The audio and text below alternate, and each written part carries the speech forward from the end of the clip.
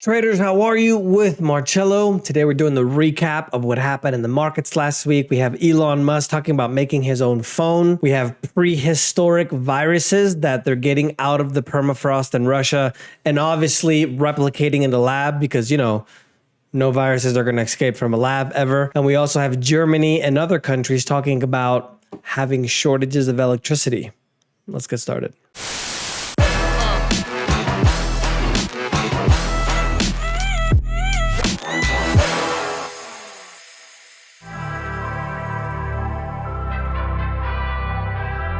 Thanksgiving is the time to say thank you. I've had an amazing amount of success and I wouldn't have been able to do it without all the people that have been in my life and all the companies and everything for the last, 10, 15 years. So let me just say, I always do a video saying thank you. I want to thank absolutely everybody. You watching this video, click on the ads, it helps.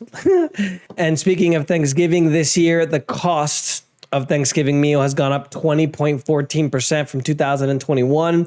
So from last year to this year, basically the cost of a Thanksgiving dinner has gone up over 20%. The Biden administration is blaming climate change and Putin, obviously. And so remember, when they tell you that the inflation rate is only 7 or 8 or 9%, the food that you're buying, which is literally something that you have to buy every month, just the food alone has gone up 20%. So don't believe what they tell you, right? That's why I always like to do these videos, because put all the dots together, prepare for that beautiful crisis that's coming, because obviously I talk a lot about the negative things that are going to happen, but remember that whenever there's something that's really bad that's happening, it's one of the best opportunities to be able to invest and make money. So keep that in mind.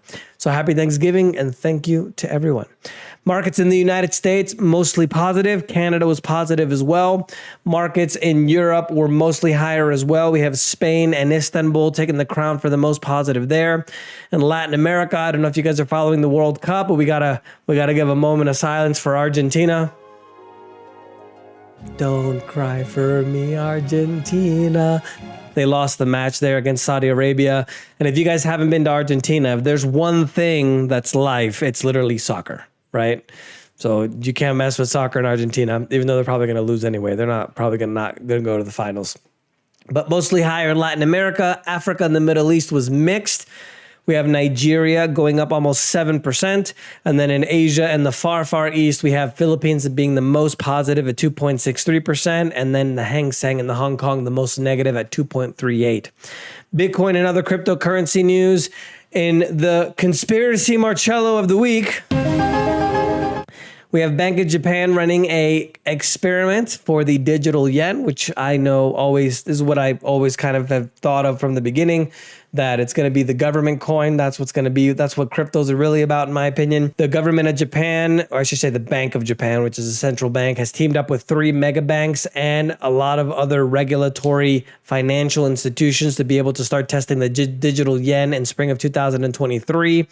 There is another moment of silence for the other crypto system that has collapsed. Moment of silence. The system from Solana and all stable coins associated with Solana have been suspended on a lot of exchanges: Binance, OKX, BitMEX, and even KuCoin. US Tether, which is USDT, and also USD Coin, which is USDC. Just the systems that run on Solana have been suspended. And Coinbase, which is the largest crypto exchange in the United States, has fallen 25%. The value of the company has fallen by that in the stock market in the last 4 days alone. They dropped 8% on Monday. This obviously has to do with the FTX collapse. And Sam Bankman-Friedman, SBF, the founder of FTX, still not in jail. He's presenting at I think an event in New York, still not in jail. Bitcoin lower for the week, down 0.13% at 16,632. And the crypto market has lost over $1.4 trillion in value. And I've been in this industry in a long time. I think, if I'm not mistaken, counting the time right, it's been almost 22 years. All of the people that I know in the crypto space, all of them have all lost a ton of money in the crypto space. So it's what I always tell you guys. It's not that you can't make money. Just be careful. There's a lot of risk involved. Obviously, a lot of benefit too. But just be careful, because there's a lot of things that happen in crypto that don't happen in other markets, because other markets are regulated, unlike crypto. In commodities, the Hoover Dam, which is a a dam that generates electricity in the United States. It brings electricity to 1.3 million people, is at a risk of shutting down now that the water levels are at about 30%. Remember that we had those other dams in the West, California, Las Vegas, Arizona, that they have officially been shut down because they're having a drought as well. In Germany, the head of Federal Office of Civil Protection and Disaster Resistance talked about how we have to assume that there's going to be blackouts this winter. So it sounds like everybody's going to have a blackout, basically. And in the EU, they on Tuesday announced sanctions for Russia, but they watered them down, and now they're talking about a 45-day transition period. They keep trying to do this stuff to Russia when, at the end of the day, they have to keep buying Russian energy. If you guys remember the few videos that I did a while ago, the United States, even with the sanctions, is still buying oil from Russia. It's just, it's madness. No fuel more essential to the economy than diesel.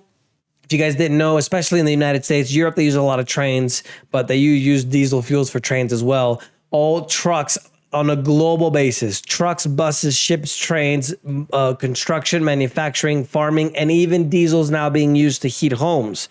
All of this stuff uses diesel. And now they're reporting that within the next few months, almost every region on the planet is facing danger of a diesel shortage. So if we have a shortage of diesel, literally the entire economy shuts down. US crude for the week went down as well. There's a situation in China, which is affecting everybody. They're having a huge breakout of COVID, and they still have that zero COVID policy. So with the breakout, they're trying to lock down these cities, and people in China are not having it anymore. They're starting to riot and move the barricades and everything. And so that's even affecting places like Tesla and Apple, because Apple, their Foxconn supplier factory is in that zone as well. I'm going to give you the details of that in just a moment. So that's part of the reason why the crude dropped, because if the expectation is that the second largest economy in the world is literally shutting down, that's going to cause a huge shockwave throughout the entire world. So US crude went down by almost 5%, Brent down almost 5% as well. Gold went up 0.23% to 1,756, and silver went up 2.32% to $21.54. Financial and banking news. The Germany's yield curve has hit the deepest inversion since 1992. In the United States as well, the Treasury spread between the 2-year and the 10-year has hit its widest inversion since the mid 80s. Basically, this is an indicator of a potential recession coming. And the reason behind that is the government debt, which are the treasuries, they have an interest rate tied to them, which is the yields. So when we say treasury yields, that essentially means government debt, the interest on the government debt. Well, if we have people worrying about it, the recession that's coming, obviously people don't want to lock in their money long term. So what happens? They take their money out of the long-term debt, or they don't rebuy that debt, and then they go into short-term debt because they want to be liquid because of the fear. So what happens? The interest rate for the long-term debt goes down, and then the interest rate for the short-term debt goes up. And that difference is an inversion, because generally there's more demand for the longer-term debt, which is the reason why generally the longer-term debt has a higher interest rate, right? Because people want it more. It's just demand, supply and demand. So now that the US treasuries and even the German treasuries are starting to have their inversion, and a significant one at that, most likely means that we're walking into a pretty serious recession. Jeff Bezos also talked about that hard times are coming. I'm going to get into that just as well. And Amazon is planning on letting go about 100,000 people, starting at about 10,000 people this month. Going down here, Sweden, Bank of Sweden, central bank hiked their rates to the highest level in 10 years. They're getting eaten alive by the inflation as well. New Zealand's central bank went up by 75 basis points to 4.25, the biggest rate hike in New Zealand central bank history. Their inflation is at 7.2%, which is just below 3-decade highs. At the Bank of Korea, South Korea, one of the largest economies in the world, 7th largest exporter in the world, they raised at 3.25 as well. And in political news, Elon Musk officially let former President Trump back on Twitter after he won a poll. 15 million votes, and the majority went to letting him back online. Economic news, the OECD said Europe is going to bear the brunt of the global economic slowdown, especially as the energy prices hike. New U.S. single homes surprisingly went up. 7.5%. Seasonally adjusted sales actually went up instead of down, which, remember, because of the high inflation, the mortgage rates exploding, inflation eating consumers' pockets, the sales of houses have gone down by quite a bit. And then the number of Americans filing new claims for jobless benefits went up to a 3-month high. And this has to do with all the tech companies letting go people, Facebook, Amazon, Twitter. Everybody's literally getting let go at this point. And I think what's going to happen is now that Twitter has let go all of these people and they're still running the same, I think a lot of these tech companies are not going to start seeing how lean they could actually be run, which means that we're going to see a lot more people getting let go. Amazon's founder, Jeff Bezos, as I mentioned, is warning about the hard times that are coming. He's saying, don't go out and buy that big TV during Black Friday. Save that money because what's coming is going to be serious. And the company is closing about 70 retail stores. 66 of them are in the US. And I also let you know already that they're going to let go about 100,000 people. Corporate news, Tesla, their shares went down almost 7% on Monday after that fiasco in China with the breakout of COVID. The Tesla stock is down 26% so far this year. 26% in November, almost 52% this year. Apple is also worried about the China production. There's a source that we're saying that 20,000 workers, mostly new hires, are not working on the production lines anymore. They literally just took money and left. And China is walking into a pretty serious problem. And that's a problem for everybody because remember that even the babies are manufactured in China. Everything is made in China. Walt Disney legend Bob Iger is returning as CEO for Disney. He was at the helm for the company for 15 years and he did absolutely amazing things. He's going to be at the helm for 2 years to, quote, make a new strategic direction for renewed growth. And BYD shares, BYD being the largest electric car company in the world, bigger than Tesla, they went down 2.64% after Berkshire Hathaway, which is the company that Warren Buffett owns, was reported that Warren Buffett cut the amount of stock that he had in the company. So he sold a few of the shares. South Korea's exports in the first 20 days of November dropped 16.7% on an annualized basis. Demand is lagging in China. And this is big because with South Korea, although not one of the largest economies in the world, it's definitely in the top 20, but it's the 7th largest exporter in the world. So if one of the largest exporters in the world starts to drop in their exports, that means that people are buying less stuff. Remember what we always talked about in these videos, how consumer demand or consumer spending, I should say, is the biggest percentage of most economies around the world. In the United States, for example, it's almost 70%. So if that's happening to South Korea, that's going to start to reverberate throughout the entire economy. In technology, Elon Musk said that he's going to potentially build a new phone if Apple and Google boot Twitter from the app stores. Now, because he's unsuspending a lot of people, they're saying that because of our democracy, we should boot Twitter from the app stores. And China is developing a new nuclear system to power the moon, expected to be up and running in 2028 for their base that they want to have there. And the next pandemic, a lot of scientists are saying that could come from the Arctic. There's 7 viruses from the Siberian permafrost, which the ice that's melting, that have been revived and replicated in the lab. Like, why? Why would they want to do that? You know why. Wear your mask. International events.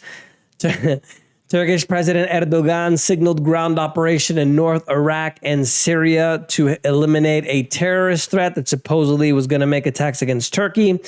And the Ukrainian authorities on Friday have gradually restored power after reconnecting the country's 4 nuclear plants, but there's still millions of people without power due to the attacks from Russia on Ukraine. And in unusual facts this week, confirmed thieves broke into the German Roman Celtic Museum and stole 450 gold coins that are supposedly thousands of years old. They were uncovered in 1999. And they're worth millions of dollars. All they have to do is literally just melt the gold and then recast it, and then that's it. Coins are gone. And the Black Desert of Jordan, there's an amazing new series on Netflix from Graham Hancock called Ancient Apocalypse, or Ancient Civilizations, I think it is. Look up Graham Hancock on Netflix. But there's in the desert of Jordan, archaeologists are uncovering a location called Shubaika. Experts believe that they lived there for 14,400 years, and now searching the ruins of a fireplace, the meals that they found in this fireplace supposedly could rewrite the history that they try to convince us of. That's the news for this week, guys. Let me know if you guys have any questions. Don't forget to subscribe, and remember, the preppers were right.